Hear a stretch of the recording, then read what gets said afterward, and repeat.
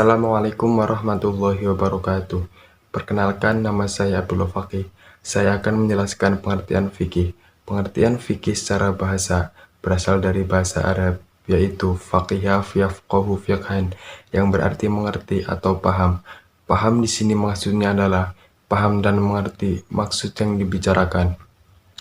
Sedangkan pengertian fikih secara istilah adalah ilmu tentang hukum-hukum syara praktis yang diambil dari dalil-dalil yang terperinci. Yang dimaksud dengan ketentuan hukum syara adalah ketentuan hukum yang terkait dengan perbuatan manusia yang meliputi nilai dan ukurannya, namun ia tidak mencakup persoalan yang berhubungan dengan akidah. Secara etimologi, usul fikih berasal dari bahasa Arab yaitu usul dan fikih.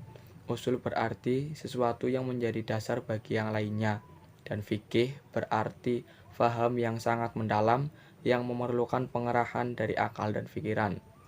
Dengan demikian, usul fikih secara istilah yaitu ilmu yang membahas dalil-dalil fikih yang umum dan cara mengambil faedah dari dalil-dalil tersebut, serta membahas keadaan orang yang mengambil faedah dari dalil-dalil tersebut.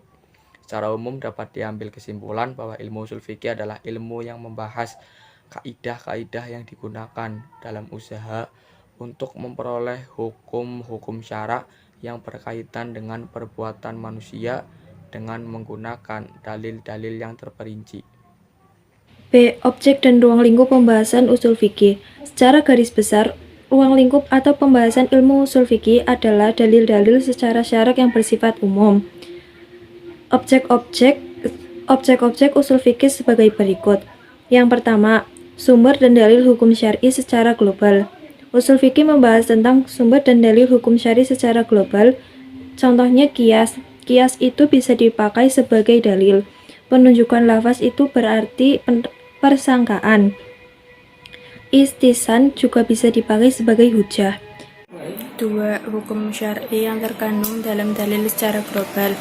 Usul fikih membahas hukum syar'i secara umum atau global yang terkandung dalam sebuah dalil. Contoh apa hukum yang terkandung dalam dalil ini? Misalnya Quran Surat Al-Baqarah ayat 182. Wajibkah hukum berpuasa itu dan yang sejenisnya. Sedangkan fikih membahas hukum syar'i secara terperinci seperti niat dan sholat itu hukumnya wajib. Takbiratul ihram itu hukumnya wajib. Berbicara dalam sholat itu hukumnya haram. Kaidah usuliyah dan metode istinbat hukum syar'i. Usul fikih membahas kaidah dan metode istinbat hukum, sementara fikih membahas hukum perbuatan mukallaf. Dari perbedaan tersebut dapat kita ringkas, yaitu 1. Fikih dalilnya rinci, sedangkan usul fikih dalilnya global. 2. Fikih pembahasan hukum syar'i secara rinci, sedangkan usul fikih pembahasan hukum syar'i secara global. 3. Fikih tujuannya mengetahui hukum perbuatan mukallaf, sedangkan usul fikih tujuannya mengetahui kaidah istinbat dalil. Tujuan mempelajari ilmu fikih. Keberadaan sebuah dalil adalah untuk menghasilkan hukum yang dapat diterapkan. Namun, adanya dalil dapat diketahui kandungan hukumnya dengan adanya kaidah baku yang menentukannya. Dari sinilah, ilmu usul fikih memunculkan kaidah-kaidah yang telah ditetapkan oleh para ulama agar tidak salah mengambil kesimpulan dari dalil-dalil yang ada.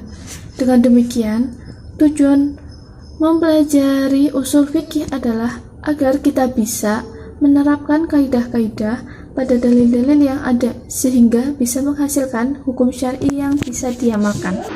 Baik, selanjutnya saya akan menjelaskan beberapa manfaat yang bisa kita dapatkan ketika kita mempelajari ilmu usul fikih. Yang pertama, meningkatkan ketakwaan. Kenapa bisa meningkatkan ketakwaan? Karena ketika kita mengetahui segala dalil-dalil, maka kita akan mengetahui mana hal yang harus kita lakukan dan mana hal yang harus kita jauhi. Dan ketika di dalam diri kita timbul rasa-rasa takut akan kepada Allah, maka secara langsung ketakwaan kita meningkat.